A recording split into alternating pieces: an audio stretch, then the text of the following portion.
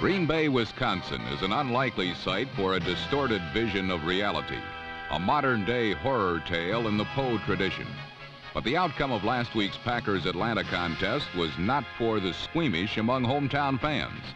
In the beginning, however, the victims of this scare story were the Falcons. They were victimized by 3 first-half Green Bay interceptions.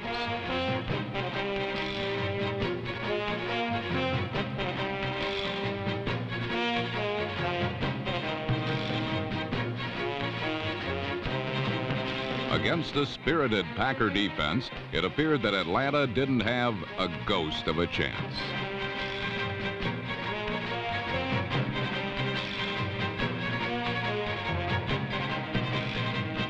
During the first 2 quarters, the Packers were also ignited by over 200 yards passing from Lynn Dickey. His sure touch was matched by the sure touch of Gary Ellis, number 31.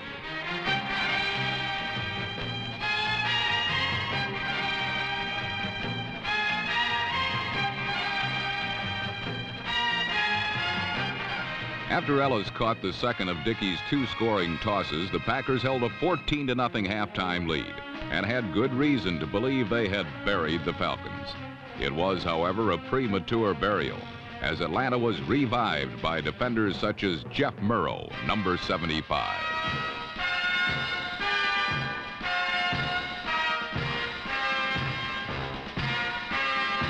By the 4th quarter, all phases of Atlanta's attack had come to life. The special teams unit made its presence felt when Reggie Smith, number 16, returned a punt 53 yards.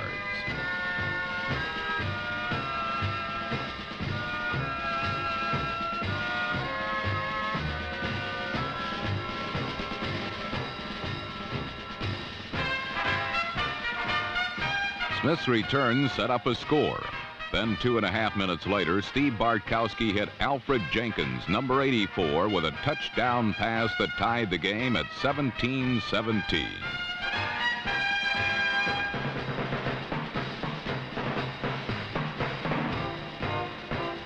Then the specter of Atlanta's defense made the Packers the ultimate victims in this tale of terror.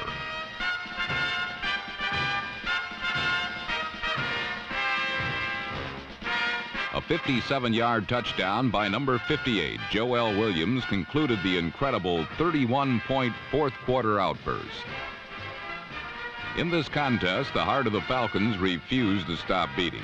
This kind of heart might take Lehman Bennett's Chargers to the Super Bowl, while Bart Starr must hope his Packers won't be haunted by the 31-17 defeat. They'll attempt to rebound this week against Los Angeles.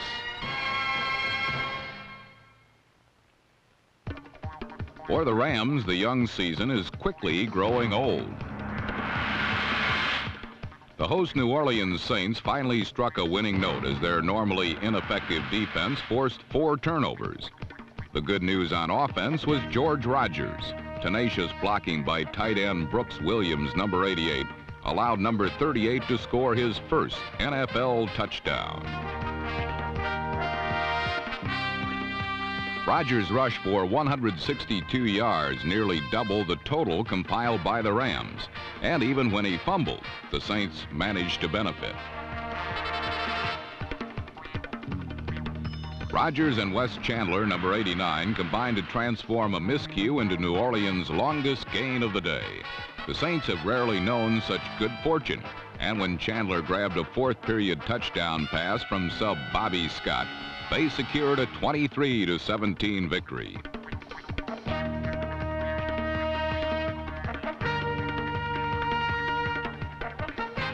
In the city where they celebrate on the streets, they finally got to celebrate in the end zone, and Chandler's repertoire of post-touchdown antics was of Mardi Gras caliber.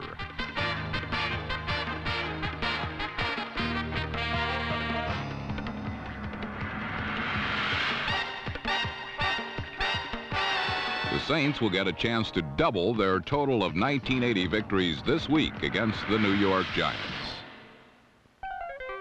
In Washington, the Giants encountered a Redskin team with 23 new players on its roster, including 12 who lack NFL experience.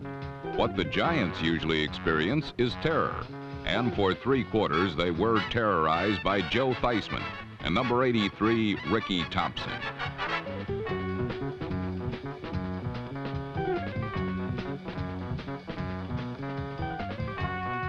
But the Giants fought back with hard-hitting defense and produced a 17-7 win when number 75, George Martin, took a Theismann fumble into the end zone. While the Giants and Saints evened their records, the winless Redskins and Rams must ponder once promising futures that have suddenly turned uncertain.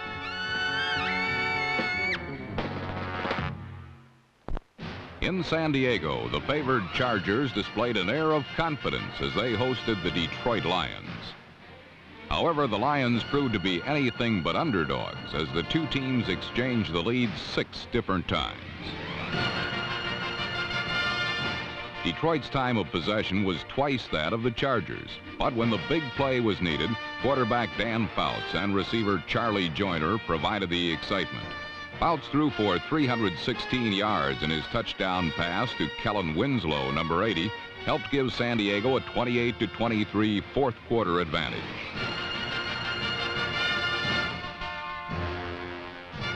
Late in the final period, it was the Chargers' defense that put it to the Lions.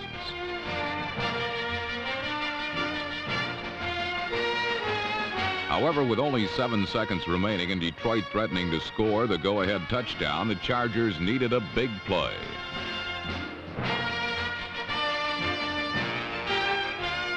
Defensive back Frank Duncan, number 47, supplied the final heroics with an interception that secured San Diego's second straight win in what early predictions say is a Super Bowl-bound season. The Chargers' opponents this week will be the Kansas City Chiefs, who after 8 losing seasons seem to have developed the team balance necessary to become winners. Against Tampa Bay, it was the Chiefs' special teams who began the assault on the Bucs.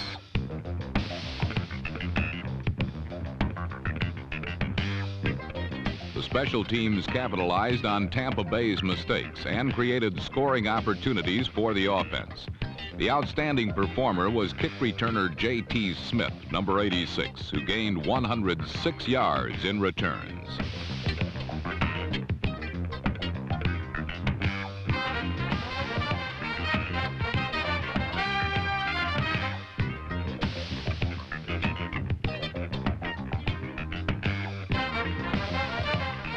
Smith, the starter in last year's Pro Bowl, set up the first of 4 Nick Lowry field goals with this 62-yard run.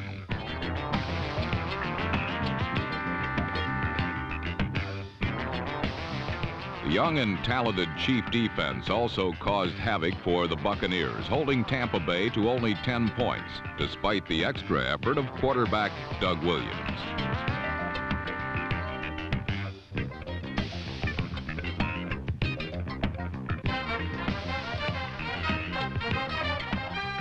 The defense was particularly effective against the run. Defensive end Mike Bell, number 99, typified the Chiefs' performance as they limited the Bucs to only 12 yards on 23 carries. Thanks to the Kansas City defense, Nick Lowry and Ted McKnight, number 22, were all the offense the Chiefs needed.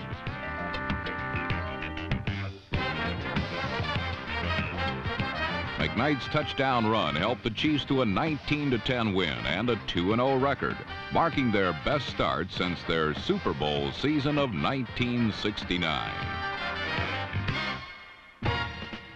In San Francisco, quarterback Joe Montana and the 49ers hope to even their record at 1-1 against the Chicago Bears. Montana threw for 3 touchdowns, including scores to number 88 Freddie Solomon and Ricky Patton, number 32, that provided San Francisco with a 21-17 third quarter lead.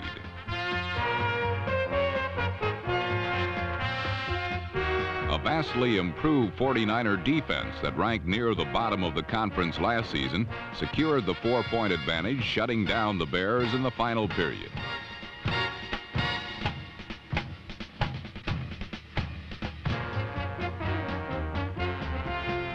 One of of the game's biggest plays occurred in the final quarter when the 49er defense forced Walter Payton to fumble on San Francisco's 2-yard line.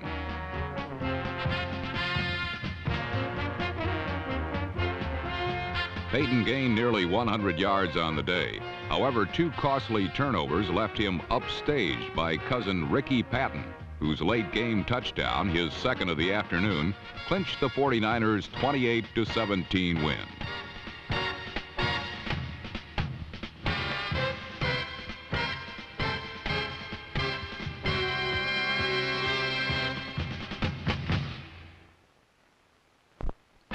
What little recent success the Baltimore Colts have had revolves around the arm and charm of quarterback Burt Jones. Jones had beaten the Buffalo Bills in his last 7 starts. In number 8, he was not so lucky. Jones left the game with an elbow injury and could only watch as a rugged Bill defense prepared to defend their AFC Eastern title.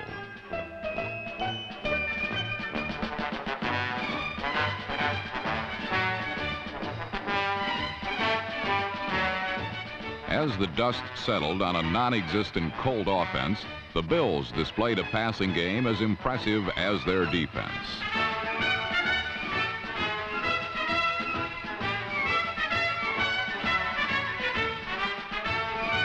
Tight end Mark Bramer, number 86, caught one of 4 Joe Ferguson touchdown passes on the afternoon.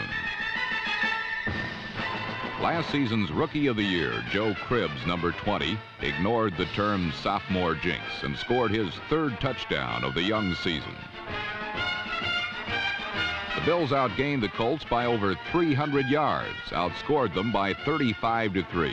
And as number 80, Jerry Butler, demonstrated, the Bills are clearly strong enough to become the first AFC East team in 5 years to repeat as champion.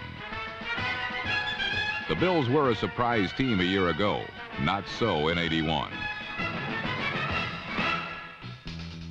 The St. Louis Cardinals, in a sleeper role, look to surprise Dallas and end a 6-game losing streak to the Texans.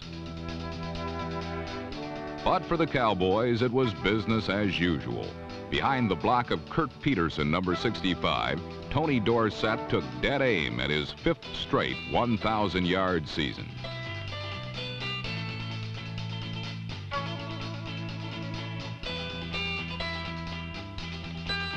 Cowboy quarterback Danny White, secure in the holster of the shotgun, completed 72% of his passes to the likes of Butch Johnson, number 86, who, like Dorsett, set up the touchdowns that led to the Cowboys' 2nd win of the year. While the Cowboys settled into a winning rhythm, Cardinal rookie quarterback Neil Lomax weathered his first NFL start with considerable poise. Aided by the explosive Theodis Brown, number 33, the Cardinals accumulated more total yards than did the Cowboys, but did not translate them into more total points.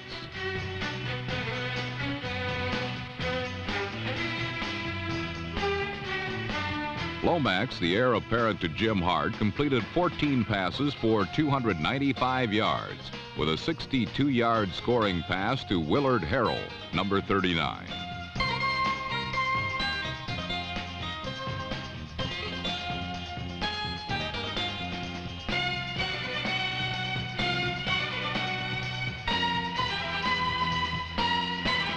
For St. Louis, there were flashes of promise, but any hopes of victory were darkened by the shadow of doomsday.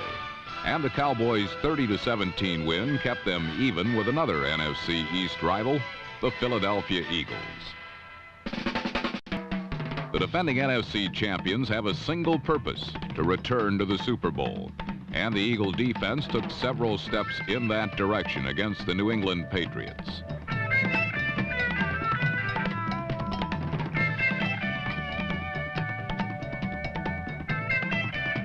Defensive teamwork produced 5 Eagle interceptions and limited the Patriots to a single field goal in 60 minutes of play.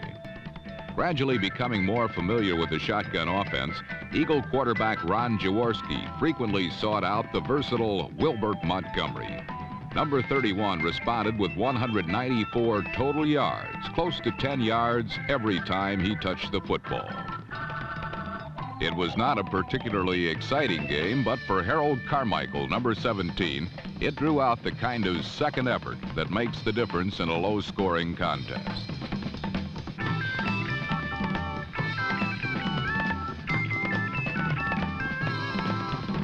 The lone touchdown in the Eagles' 13-3 win was scored by fullback Perry Harrington, number 35. Philadelphia played give and take with the Patriots for most of the game, then took it all with a battering straight-ahead running game. The Eagles came up black and blue. The Patriots came up empty.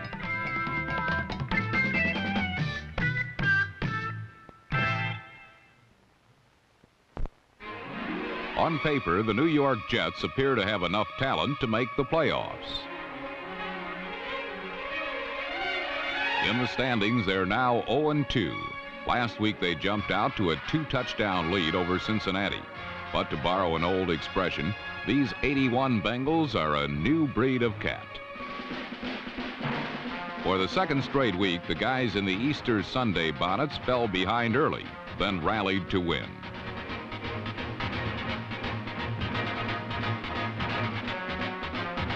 The go-ahead score came late in period 4 on this touchdown by Archie Griffin, and it gave Cincinnati a 1-point lead. Less than a minute later, a New York fumble ensured the Bengals a victory.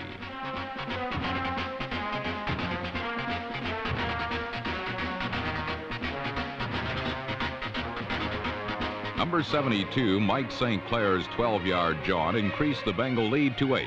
And though the Jets did rally for a last-second touchdown, it was academic, as Cincinnati recorded its second consecutive come-from-behind win.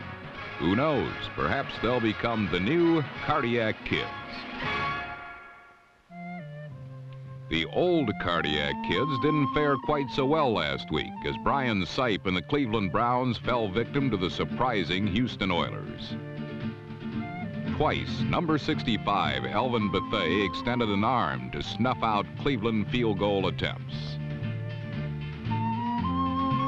Both times, Bethea came right up the middle, and both times the Oilers came away with the football. Cleveland fans, however, kept the faith. Late in the final period, with their team trailing by 6, they called on Sipe for one of those patented miracle finishes.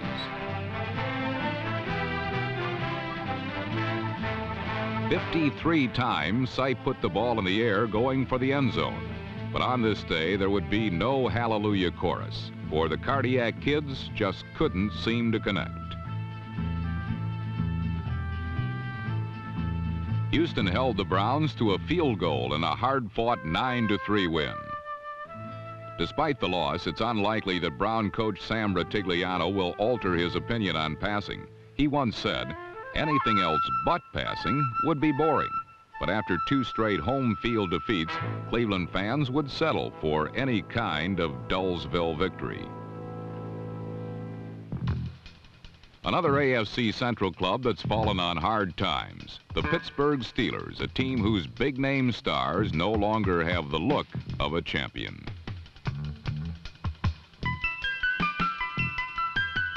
Running on the Steelers used to be suicidal, but on a Thursday night in the Orange Bowl, the Miami Dolphins averaged 5 yards a carry.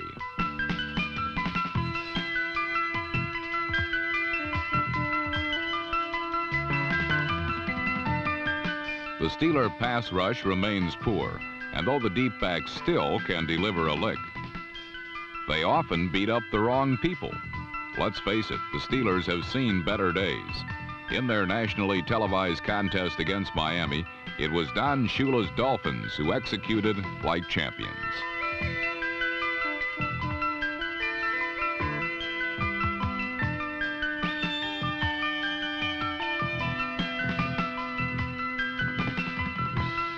Number 32, reserve running back Tommy Vigorito's 87-yard punt return best summarized the evening for both clubs. In short, what happened was an improving young contender from Miami hammered an aging old dynasty from Pittsburgh into submission. Final score, Dolphins 30, Steelers 10. But the most heartwarming story of Week 2 took place in the Seattle Kingdome. There, after 8 consecutive defeats, the Seattle Seahawks have come to view a simple first down as reason for a gala celebration.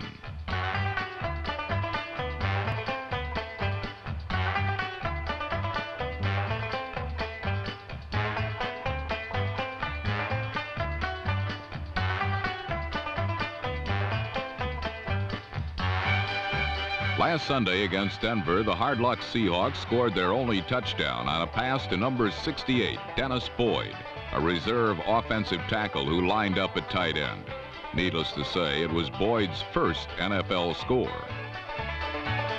That plus 2 Efrain Herrera field goals gave Seattle a 13-10 lead, a lead the sluggish Broncos couldn't overcome. Late in the game, with Seattle sitting on the football and the clock winding down, 58,000-plus Seahawk fans rose to their feet and gave their team a thunderous standing ovation. For not since December of '79 had the Seahawks won a regular season game at home in the Kingdom.